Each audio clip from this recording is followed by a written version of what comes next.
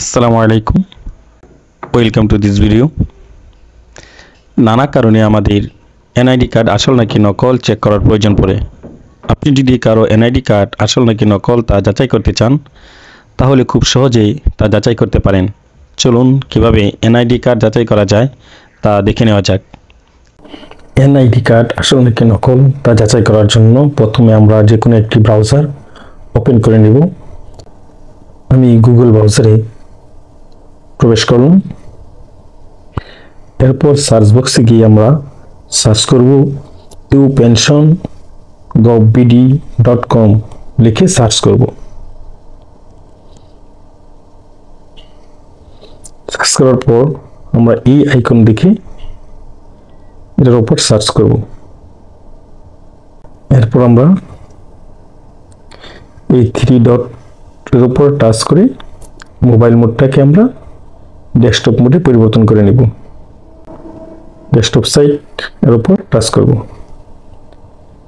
এরপর আমরা পেনশনার রেজিস্ট্রেশনের উপর টাচ করব। এরপর এমন একটি ফর্ম চলে আসবে। ফর্ম চলে আসার পর আমি সম্মত আছি এটার উপর টাচ করব। টাচ করার পর তোমরা এখানে প্যাকেজ স্ক্রিন নির্বাচন করুন। এটার উপর টাচ করব। টাচ করার পরে প্রগতি এর উপর টাচ করব। এরপর আমাদের যে এনআইডি কার্ডের যে সংখ্যা আছে, নাম্বার আছে, সেই নাম্বারটা আমরা এখানে প্রদান করব। এনআইডি কার্ড নাম্বার দেওয়া শেষ হলে এখানে আমরা জন্ম তারিখ বসিয়ে দেব।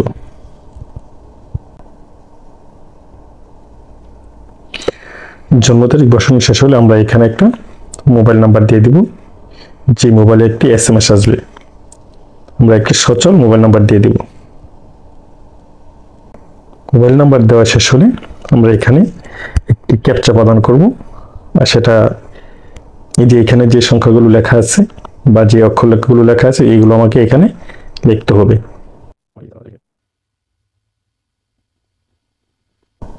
ক্যাপচা লেখা শেষ হলে আপনার পরবর্তী পেজ এই লেখার উপর টাচ করবেন। এরপর আপনার মোবাইলে একটি ওটিপি পিন আসবে, সেটাকে এখানে বসিয়ে দিতে হবে। এরপর পরবর্তী পেজের উপর টাচ করে দেবেন। এই যে আমার সমস্ত তথ্য চলে আসছে।